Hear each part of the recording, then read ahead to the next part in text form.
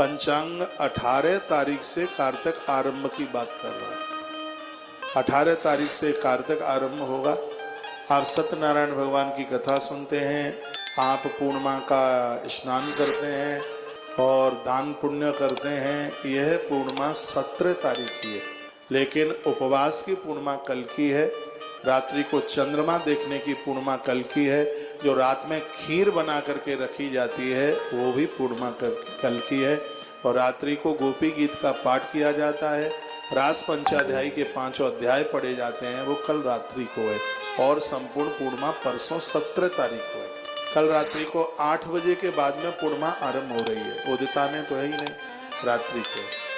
परसों की व्रत की आप पूर्णिमा करेंगे, सदपूर्णिमा करेंगे तो 4 बज के कुछ मिनट पे पूरी हो जाएगी, तो रात्रि में फिर वो है नहीं।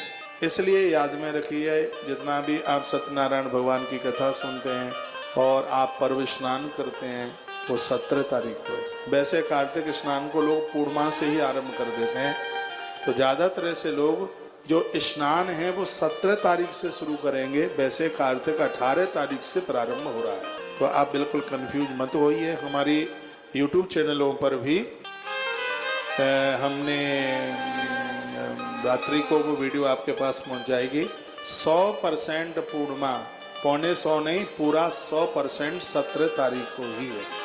17 तारीख को। कल तो बस आप खीर बना लें, रात्रि को रख दें। जो भी पर्व मनाना है, दान पुण्य करना है, सत्यनारायण भगवान की कथा सुननी है, वो 17 ही तारीख को है। हम आपको कन्फ्यूज नहीं करेंगे। हाँ, थोड़ा बहुत पंचांग भी देख लेता हूँ, गणित का स्टूडेंट रहा हूँ और लाखों परिवार के लोग विश्वास करते हैं। तो व्यासपीठ से एकदम बात क्लियर ही होनी चाहिए, ठीक ही होनी चाहिए, ठीक है।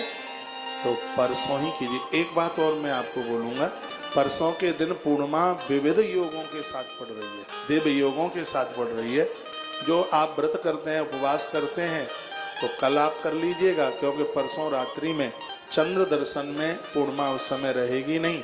वैसे हमने यह भी पढ़ा है, यदि उदिता में कोई तिथि मान ली जाती है तो उस तिथि का प्रभाव 24 घंटे तक रहता है। ये हमने ज्योतिष में पढ़ा है। यदि कोई परसों भी व्रत उपवास ये सब कुछ कर लेते हैं तो उसमें बिल्कुल कोई हानि नहीं है।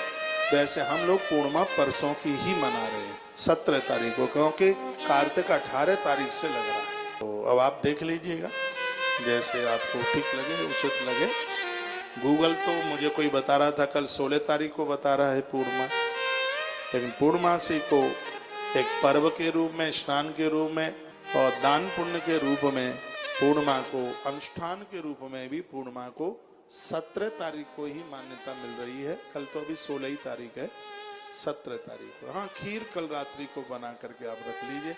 जो माताएं व्रत उपवास करती हैं वो कल कर ले। जिनके यहाँ कोई तिथि 14 की पड़ती है, कोई श्राद्ध वगैरह करते हैं या कोई वार्षिक तिथि जमाते हैं, तो वो कल ही 14 को कल ही माना जाएगा। और कोई पूर्णिमा का ब्राह्मण जमाते हैं या पूर्णिमा की तिथि मनाते हैं तो कल नहीं मान्य होगी, वो परसों मान्य होगी 17 तारीख। कहीं किसी पूर्वज की कोई तिथि पुरखे की पड़ी है और उसमें आप वार्षिक या मासिक ब्राह्मण जमाते हैं, तो यदि आपने कल जमा दिया पूर्णिमा का ब्राह्मण तो मान्य नहीं होगा। पूर्णिमा का ब्राह्मण परसों का ही मान्य होगा 17 तारीख को, और 14 वाला ब्राह्मण है वो कल मान्य होगा। और ये सब वीडियो आपको हमारे चैनल पर और विस्तार पूर्वक मिल जाएगी। कार्तिक शुरू हो रहा है, हमारे 5-6 चैनलों पर कार्तिक के बारे में रोज सुनते रहिएगा। रोज वीडियो डाल रहे हैं, 10-10-12 वीडियो रोज डालते हैं। उसमें आपके लिए समाधान है। दिया कैसे आपके जलाएंगे कार्तिक में, कैसे स्नान करेंगे। मैं एक बार फिर आपको कहूँगा, कार्तिक स्नान 17 तारीख से ही आरंभ कर दें, नियम उसी दिन से पूरा कर दें। पूर्णिमा से पूर्णिमा तक 15 नवंबर की पूर्णिमा है कार्तिक पूर्णिमा, जिसे गंगा पूर्णिमा भी कहते हैं, 15 नवंबर की है। तो आप जो कार्तिक स्नान करते हैं तो आप उसको 17 तारीख से आरंभ आप कर दें, ठीक है।